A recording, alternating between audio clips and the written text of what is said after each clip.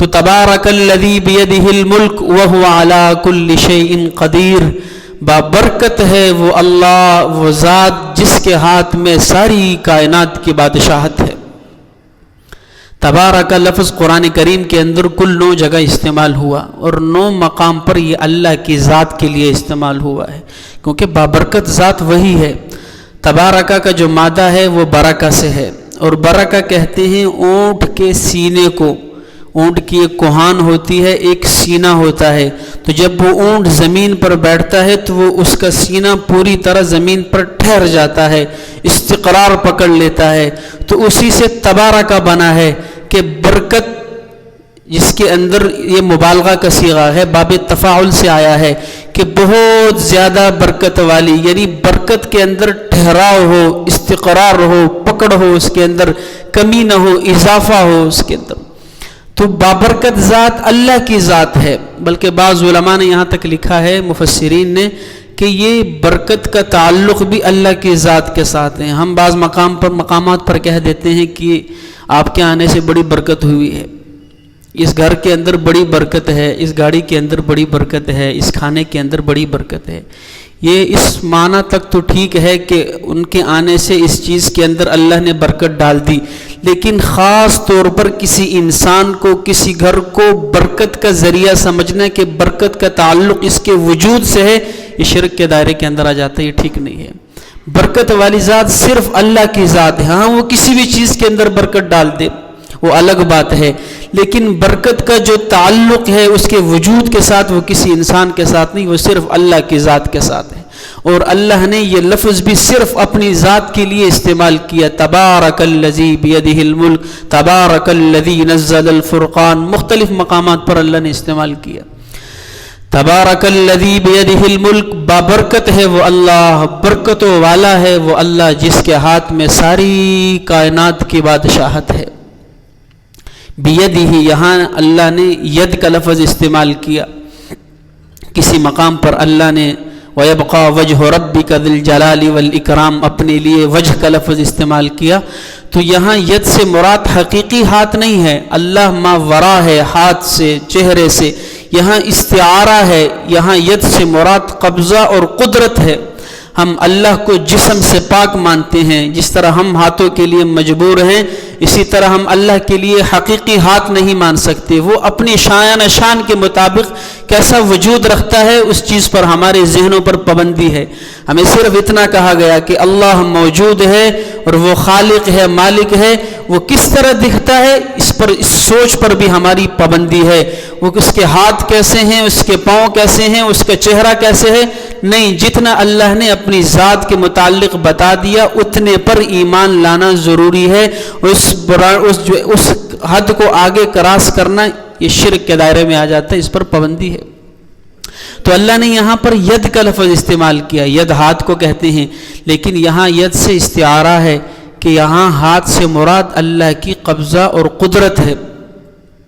تبارک الذی، بابرکت ہے وہ ذات جس کے ہاتھ میں، جس کے قبضہ قدرت میں ساری کائنات کی بادشاہت ہے۔ آگے ارشاد فرمایا الذی، اور وہ ذات خلق الموت والحیات، جس نے موت کو پیدا کیا اور حیات کو پیدا کیا۔ بڑا عجیب فلسفہ ہے۔ ہمارے نزدیک پہلے زندگی ہے پھر موت آتی ہے، لیکن قرآن میں اس مقام پر بھی دوسرے مقامات پر بھی پہلے موت کا تذکرہ ہوتا ہے، ثم یحییکم ثم یمیتکم ثم یحییکم، اللہ وہاں بھی ارشاد فرما رہے، یہاں بھی اللہ کہہ رہے ہیں خلق الموت والحیات، پہلے اللہ نے موت کا ذکر کیا پھر زندگی کا کر رہے ہیں کہ اللہ وہ ذات ہے جس نے موت کو پیدا کیا اور حیات کو، زندگی کو پیدا کیا۔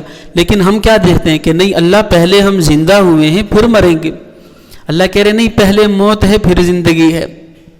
تو پتہ چلا ایک نقطہ یہ ہے کہ اللہ اس دنیا کی زندگی کو زندگی تسلیم ہی نہیں کر رہے کہ بھلا یہ کیا زندگی ہو سکتی ہے۔ زندگی تو وہ ہے جو موت کے بعد شروع ہوتی ہے، اصل زندگی وہ زندگی ہے۔ دوسرا یہ بیان کیا کہ یہاں اب ہمارے نزدیک موت اختتام زندگی ہے، ہم سمجھتے ہیں جس کو موت آ گئی وہ مر گیا، حالانکہ حقیقت یہ نہیں ہے۔ موت اختتام زندگی کا نام نہیں ہے، موت سے انسان ختم نہیں ہو جاتا، موت نام ہے انتقال کا۔ ایک جگہ سے دوسری جگہ منتقل ہو جانا. آپ نے دیکھا ہوگا بچہ پیدا ہوتا ہے، بچہ پیدا ہوتے ہی نہ روئے تو ڈاکٹر پریشان ہو جاتے ہیں، گھر والے پریشان ہو جاتے ہیں، یہ رویا کیوں نہیں ہے. جب وہ بچہ روتا ہے تو ڈاکٹر بھی خوش، گھر والے بھی خوش. کیوں خوش ہو رہے ہیں؟ جب رو رہا تھا کیوں خوش ہو رہے ہیں؟ جب نہیں رو رہا تب کیوں جو ہے وہ پریشان ہے؟ اور بچہ کیوں روتا ہے؟ علماء نے لکھا ہے کہ وہ جب ماں کے پیٹ کے اندر تھا، ایک اس کی اپنی زندگی تھی، ایک دنیا تھی. جیسے ہی وہ ماں کے پیٹ سے باہر اس دنیا کے اندر آیا تو اسے گھبراہٹ محسوس ہوئی، اسے یوں لگا جیسے میں مر رہا ہوں. تو وہ اس لیے روتا ہے، وہ رو رہا ہے کہ میں مر رہا ہوں. یہاں والے خوش ہو رہے ہیں کہ اصل زندگی اس کو اب مل رہی ہے. پیدا ہونے والا رو رہا ہے کہ میں مر رہا ہوں، اور یہاں والے خوش ہو رہے ہیں کہ اس کو تو اصل زندگی اب ملی ہے. اور علماء نے لکھا جب یہ مر رہا ہوتا ہے، ادھر والے رو رہے ہوتے ہیں کہ یہ مر رہا ہے، ادھر والے خوش ہو رہے ہوتے ہیں کہ اس کو اصل زندگی تو اب ملی ہے. جب پیدا ہو رہا ہوتا ہے تو یہاں والے خوش ہیں، اور وہ پیدا ہونے والا رو رہا ہے کہ شاید میری دنیا مجھ سے اجڑ گئی، میں مر رہا ہوں. یہاں والے خوش ہے کہ اس کو کیا خبر، اسے تو زندگی اب ملی ہے. اور جب یہ دنیا سے جا رہا ہے تو یہاں والے رو رہے ہیں کہ اس کا تو سب کچھ یہاں رہ گیا. ادھر والے خوش ہو رہے ہوتے ہیں کہ اسی کو تو سب کچھ اب مل گیا ہے، اصل زندگی تو اس کو اب ملی ہے. تو موت مرنے کا نام نہیں ہے، موت انتقال کا نام ہے، ایک جگہ سے دوسری جگہ پر منتقل ہو جانا. اور دوسرا یہ دیکھیں کہ انسان جب پیدا ہوا اسے کسی چیز کی خبر نہیں تھی، اسے علم نہیں تھا، اس کے پاس جو ہے وہ بولنے کا طریقہ نہیں تھا، اس کے پاس جو گفتگو کا انداز نہیں تھا، اس کے پاس ادب نہیں تھا، اس کے پاس تعلیم نہیں تھی. ماں کی آغوش میں بیٹھ کر ماں کی بے ادبی کر رہا ہوتا ہے، نہیں خبر نا اس کو. باپ کے آغوش میں بیٹھا ہوا ہے، باپ کو تھپڑ لگا رہا ہے، باپ کی داڑھی کھینچ رہا ہے، باپ کے چہرے پہ مار رہا ہے، اسے نہیں پتا، اس نے سیکھا ہی نہیں. وہ دنیا میں آیا، وہ سیکھتا رہا، جوان ہو گیا. پھر جوانی میں اس کی شادی ہوئی، اسے بیوی کے حقوق کا نہیں پتہ، بیوی کو شوہر کے حقوق کا نہیں پتہ. دونوں زندگی گزارتے ہیں، ایک دوسرے کا احساس ہو رہا ہے، ایک دوسرے کے حقوق کا پتہ چل رہا ہے. اب یہ دوسرا مرحلہ شروع ہو چکا ہے سیکھنے کا. میاں بیوی کی زندگی کی سیکھنے کا جو مرحلہ ہے وہ کمپلیٹ ہوتا ہے، بچے شروع ہو جاتے ہیں. پہلے خود بچہ تھا، اب اس کے بچے پیدا ہو گئے ہیں. اب ان کو کیسے پالنا ہے اس کے اندر یہ پڑ جاتا ہے. ایک بچے کو پالتا ہے دشواری پیش آتی ہے، دوسرا ہوتا ہے کچھ آسانی آتی ہے، بچے پالنا سیکھ جاتا ہے، اس کی زندگی ختم، دنیا سے چلا گیا. یہی ہماری زندگی کی حقیقت ہے. پہلے خود بچے ہوتے ہیں، پھر جوان ہوتے ہیں، پھر بچوں کو پالتے ہیں. جب ہم مکمل زندگی کا تجربہ سیکھ لیتے ہیں، بڑھاپا آ جاتا ہے، موت آ جاتی ہے، سب کچھ ختم، سیکھا تو اب ہے، گزارے کہاں؟ اللہ نے سیکھنے کے لیے بھیجا تھا، زندگی تو سیکھ لی ہے، اب گزارنے کا موقع ہی نہیں ملا. تو اللہ بتا رہے ہیں کہ یہاں صرف سیکھنے کے لیے بھیجا ہے، اصل زندگی گزارو گے وہاں پر. بچپنا سکھایا، پھر جو ہے وہ اولاد کیسے بڑی کی جاتی ہے وہ سکھایا، زندگی کا ہر لمحہ سکھایا. اور گزارنے کے لیے اللہ نے ایسی زندگی دی ہے جو لامحدود زندگی ہے، کبھی ختم ہونے والی نہیں ہے.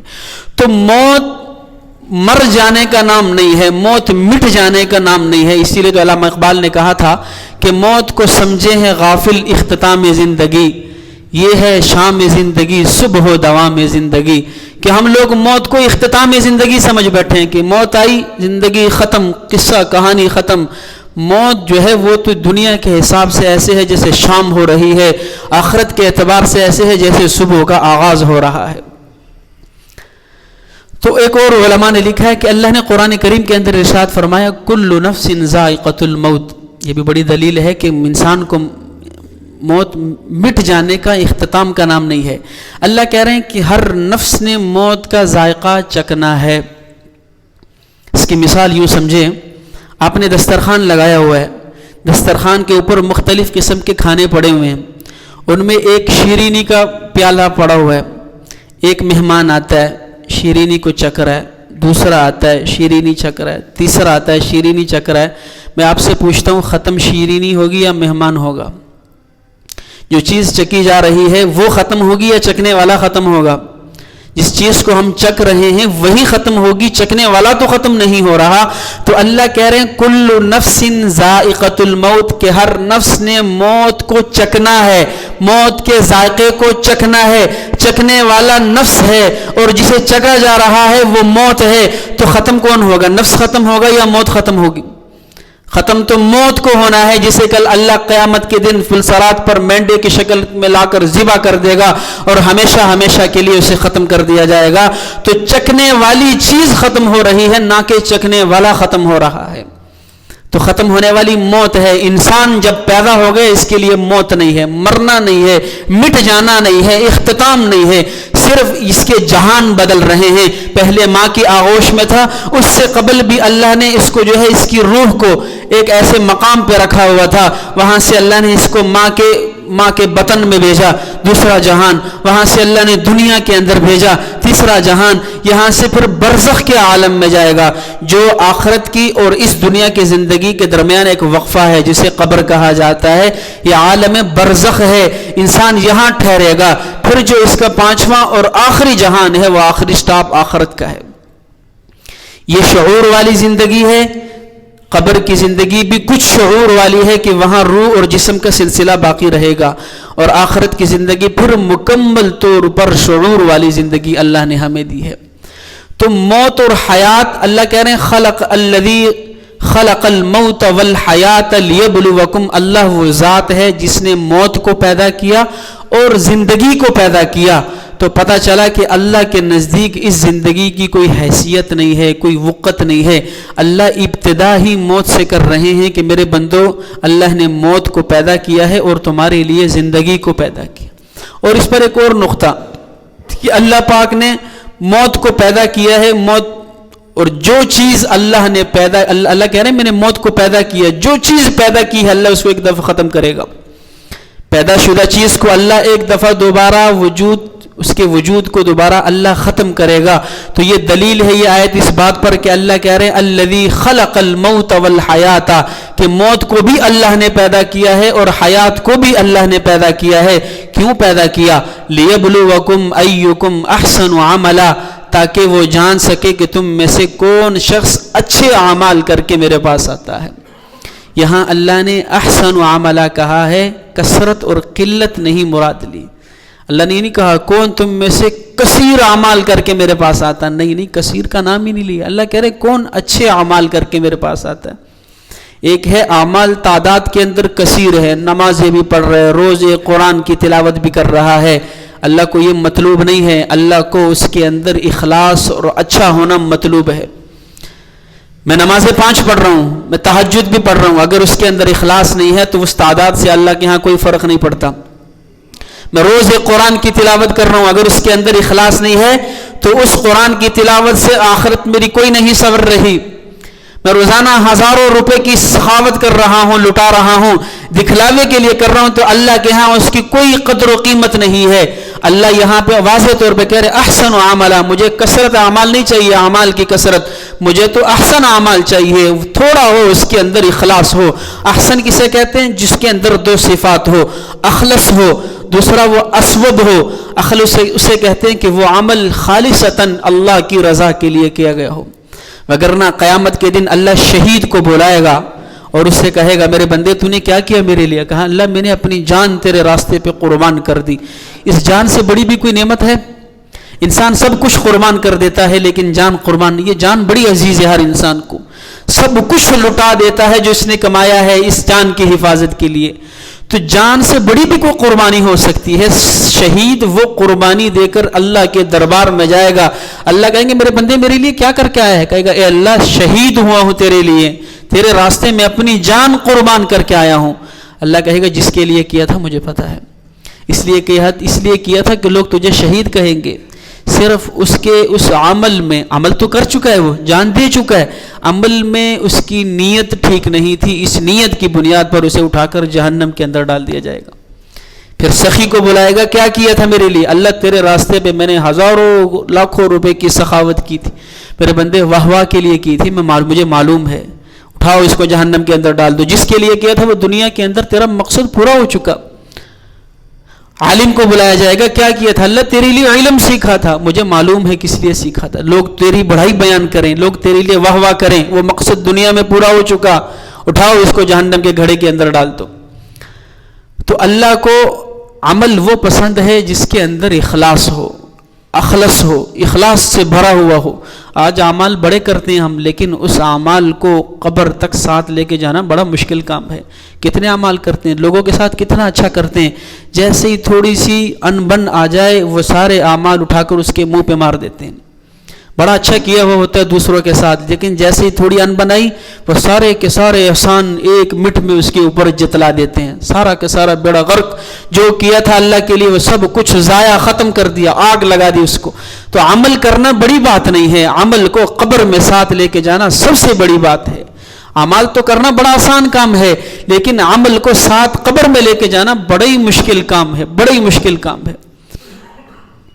تو اللہ کہہ رہے ہیں مجھے عمل وہ چاہیے جس کے اندر اخلاص ہو، نمبر 2 اسوب ہو، جو ثواب کی نیت سے کیا گیا ہو، جناب محمد الرسول اللہ کے طریقے پر کیا گیا ہو۔ میں اس عمل کو قبول کروں گا، مجھے کثیر تعداد میں نہیں چاہیے کہ کثرت زیادہ ہو اور اس کے اندر اخلاص نہ ہو، اس سے مجھے کوئی فرق نہیں پڑتا۔ تو اللہ کہہ رہے ہیں الذی خلق الموت، اللہ وہ ذات ہے جس نے موت کو پیدا کیا، والحیات، اور جس نے زندگی کو پیدا کیا، لیبلوکم، تاکہ تمہیں جان سکے، ایکم، تم میں سے احسن عملا، کون اچھے اعمال کر کے میرے پاس آتا ہے۔ اور اللہ دوسری جگہ پر ارشاد فرما رہے ہیں من جاء بالحسنۃ فلہ عشر امثالھا، یہاں پر بھی اللہ نے عمل کو لے جانے کی شرط رکھی ہے۔ من جاء بالحسنہ، جو میرے پاس نیکی لے کر آئے گا، اللہ نے یہ نہیں کہا جو نیکی کر کے آئے گا، نیکی کر کے تو بڑے لوگ کر لیتے ہیں، اللہ کہہ رہے ہیں من جاء بالحسنہ، جو میرے پاس نیکی لے کر آئے گا۔ کرنے والے بڑے ہیں لیکن لے جانے والا کون بنتا ہے؟ اصل بات یہ ہے۔ تو اللہ ہمیں نیکی اخلاص کے ساتھ کرنے کی توفیق عطا فرمائے۔ وہ ارشاد فرمائے وہ هو العزیز الغفور، اور وہ غالب بھی ہے، وہ اللہ اور معاف کرنے والا بھی ہے۔ آگے ارشاد فرمایا الذی خلق 7 سماوات طباقا، اور وہ اللہ وہ ذات ہے جس نے 7 آسمانوں کو پیدا فرمایا تہ در تہ۔ ما ترى فی خلق الرحمن، تو اللہ کی بنائی ہوئی چیز کے اندر کوئی کجی محسوس نہیں کر سکے گا۔ رحمان کی تخلیق میں ما ترا، تو نہیں ڈھونڈ سکے گا، من تفاوت، کوئی کجی، کوئی نقص اللہ کی بنائی ہوئی تخلیق کے اندر۔ اللہ کی کتنی تخلیق ہے، آسمانوں کے علاوہ زمین ہے، انسان ہے، نباتات ہیں، پرندے ہیں، چرندے ہیں، اللہ کی ہم بھی تخلیق ہیں۔ آپ ذرا کبھی خود بھی سوچیں کہ اللہ نے کس انداز کے اندر ہماری تخلیق کی ہے۔ اگر اس ناک کو اٹھا کر ہم پورے بدن پر کسی اور جگہ پر ہلکا پھلکا لے جائیں تو جس انداز میں یہاں پڑا ہوا ہے وہ خوبصورتی ختم ہو جائے گی۔ اللہ نے جس انداز کے اندر یہ آنکھیں لگا دی ہیں، پورے بدن میں کسی اور جگہ منتقل کریں گے تو انسان بدصورت ہو جائے گا، خوبصورتی ختم ہو جائے گی۔ اگر آپ سوچیں کہ یہ ناک یہاں کی جگہ یہاں ہوتا تو اس کی خوبصورتی ختم ہو جائے گی، یہ 2 آنکھوں کی جگہ 1 آنکھ ہوتی اور درمیان میں ہوتی، اس کی خوبصورتی ختم ہو جائے گی۔ اللہ کہہ رہے ہیں جس شکل کے اندر، جس چیز کو میں نے جس طرح بنا دیا ہے اس کے اندر تم کوئی نقص پیدا نہیں کر سکتی۔ ہاں کمزوریاں تو ہر انسان کے ساتھ الگ الگ ہیں، وہ الگ بات ہے، لیکن اللہ کی تخلیق کے اندر تم کوئی نقص نہیں نکال سکتے۔ انسان ہے، آکسیجن کے بغیر زندہ نہیں رہ سکتا، مچھلی ہے، پانی سے باہر نکال دو مر جائے گی، اس کی کمزوری ہے، لیکن جو اس کی بناوٹ ہے، جو اس کی تخلیق ہے، اللہ کی کسی بھی تخلیق کے اندر آپ کسی بھی قسم کا نقص نہیں نکال سکتے۔ یہ اللہ کا کھلا چیلنج ہے اور قیامت تک کے لیے ہے۔ اللہ کہے ما ترى فی خلق الرحمن من تفاوت، رحمان کی تخلیق میں تم کسی قسم کا نقص نہیں نکال سکو گے۔ فرجع البصر هل ترى من فطور، اللہ کہہ رہے ہیں پھر ذرا یہ نگاہ آسمان کی طرف اٹھانا، آسمان کو کبھی دیکھ، فرجع البصر هل ترى من فطور، کہ تو اللہ کی بنائی ہوئی تخلیق کے اندر کوئی کجی تلاش نہیں کر سکے گا۔ ثم ارجع البصر، اللہ کہہ رہے ایک بار نہیں پھر نگاہ اٹھا کر دیکھ، من ثم ارجع البصر کرتین، بار بار اٹھا کر دیکھ، ایک بار بھی نہیں، 2 بار بھی نہیں۔ اللہ کہنا ذرا یہ نگاہ بار بار میرے آپ بنائے ہوئے آسمان کی طرف اٹھا کر دیکھ۔ ینقلب الیک البصر، یہ تیری نگاہیں واپس تیری طرف لوٹ آئیں گی، کس حالت کے اندر؟ خاسئا وہو حسیر، تھکی ہوئی اور عاجز ذلیل بن کر تیری طرف واپس لوٹ آئیں گی، لیکن اللہ کی تخلیق میں نقص نہیں نکال سکیں گے۔ بڑے سے بڑا انجینئر آ جائے، چھت ڈالے، 10 مرلے کی چھت ڈالے، چیلنج نہیں کر سکتا کہ اس کے اندر اونچ نیچ نہ ہو، اس کے اندر 19-20 کا فرق نہ ہو، لازمی طور پر آ جاتا ہے. لیکن اللہ نے اتنی بڑی چھت ڈال دی، ایک نہیں 7 چھتیں ڈال دی، زمین کو بچھا دیا. اللہ کہہ رہا ہے میرا کھلا چیلنج ہے، اس کے اندر کوئی نقص نکال کر دکھا دو. تمہاری نگاہیں ذلیل ہو کر تمہاری طرف واپس لوٹ آئیں گی، لیکن میری تخلیق کے اندر تم کوئی نقص نہیں نکال سکو گے. وَلَقَدْ زَيَّنَّا السَّمَاءَ الدُّنْيَا، پھر یہ جو دنیا کا آسمان ہے، کل 7 آسمان ہے، یہ جو آخری ہے ہمارا جو دنیا کے قریب ہے، اللہ کہہ رہے ہیں اس آسمان کو ہم نے مزین کر دیا بِمَصَابِيحَ، کس کے ساتھ؟ ستاروں کے ساتھ، چراغوں کے ساتھ. یہ آسمان کے اوپر چراغ نہ ہوتے تو کون رات کو اللہ کی قدرت کو دیکھتا؟ کمرے کے اندر لائٹ بند ہو جائے ہم چھت کو نہیں دیکھتے، ایک 0 کا بلب لگا ہو تو بار بار آنکھیں چھت کی طرف اٹھتی ہیں. تو اللہ نے اس آسمان کو ستاروں کے ساتھ مزین کر دیا ہے. کھلے آسمان کو جب انسان دیکھتا ہے تو اللہ کی قدرت نظر آتی ہے، دن کو بھی دیکھتا ہے، رات کو بھی دیکھتا ہے. اللہ کہہ رہا ہے میں نے اس دنیا کے آسمان کو تمہارے لیے مزین کر دیا ہے. وَلَقَدْ زَيَّنَّا السَّمَاءَ الدُّنْيَا بِمَصَابِيحَ، بعض لوگ تو اس سے راستے پکڑتے ہیں، ان ستاروں سے روشنی ہوتی ہے، خوبصورت لگتا ہے. وَجَعَلْنَاهَا رُجُومًا لِلشَّيَاطِينِ، اور دوسرا ان ستاروں کا فائدہ یہ ہے کہ اس سے جو شیاطین ہے، جو کاہنوں نے رکھے ہوئے ہوتے تھے، یہ آسمان دنیا پہ جا کر فرشتوں کی گفتگو سنا کرتے تھے اور لا کر کاہن کو بتاتے، وہ ایک کے ساتھ 10 جوڑ کر آگے لوگوں کو خبریں بتاتا. اللہ کہہ رہے ہیں بِمَصَابِيحَ، انہی ستاروں کو وَجَعَلْنَاهَا رُجُومًا شیاطین، شیطانوں کو مارنے کے لیے آلہ بھی بنا دیا. یہ چاہتے ہیں گفتگو سننے کے لیے تو ان ستاروں میں سے ایک آگ کا گولا نکلتا ہے جو ان پر جا کے پڑتا ہے اور وہاں سے دوبارہ دفع ہو جاتے ہیں. وَأَعْتَدْنَا لَهُمْ عَذَابَ السَّعِيرِ، اور ہم نے ان کے لیے بھڑکتی ہوئی آگ پیدا کی ہے. اور ارشاد فرمایا وَلِلَّذِينَ كَفَرُوا بِرَبِّهِمْ عَذَابُ جَهَنَّمَ وَبِئْسَ الْمَصِيرُ، اور وہ لوگ جنہوں نے اپنے رب کا انکار کر دیا، کفروا بربہم، جنہوں نے اپنے رب کا انکار کر دیا، عذاب جہنم، ان کے لیے جہنم کا عذاب ہے. وبئس المصیر، اور وہ بڑا برا ٹھکانہ ہے. اللہ ہماری حفاظت فرمائے. اللہ خود ارشاد فرما رہے ہیں کہ وہ بڑا برا ٹھکانہ ہے. وَلِلَّذِينَ كَفَرُوا بِرَبِّهِمْ، وہ لوگ جنہوں نے اپنے رب کا ہی انکار کر دیا، عذاب جہنم، ان کے لیے جہنم کا عذاب ہے. وَبِئْسَ الْمَصِيرُ، اور بڑا برا ٹھکانہ ہے. اور وہ کیسا ٹھکانہ ہے؟ اگر ارشاد فرما رہے ہیں اِذَا أُلْقُوا فِيهَا، جب انہیں اس جہنم کے اندر ڈالا جائے گا، سَمِعُوا لَهَا شَهِيقًا، اللہ کہہ رہے ہیں وہ اس جہنم کے چیخنے کو، اس کے غصے کو، اس کے بھڑکنے کو سمعوا، سن رہے ہوں گے کہ وہ جہنم کس طریقے سے چیخ رہی ہوگی. غصے میں جو ہے وہ شدت کے اندر وہ جہنم چیخ رہی ہوگی، ابل رہی ہوگی. اذا القوا، جب انہیں اس جہنم میں ڈالا جائے گا، سمعوا، یہ لوگ سنیں گے، لہا شہیقا، اس جہنم کی چیخ و پکار کو، وہی تفور، اور وہ کیا ہوگا؟ وہ جہنم بھڑکائی ہوئی ہوگی. تکاد تمیز من الغیظ، اور آگے ارشاد فرمایا کہ وہ جو جہنم ہے وہ اپنے تپش کی وجہ سے گویا کہ پھٹ رہی ہوگی. تکاد تمیز من الغیظ، وہ جو جہنم ہے وہ اپنے غصے کی وجہ سے مارے جوش کے وہ جہنم پھٹ رہی ہوگی.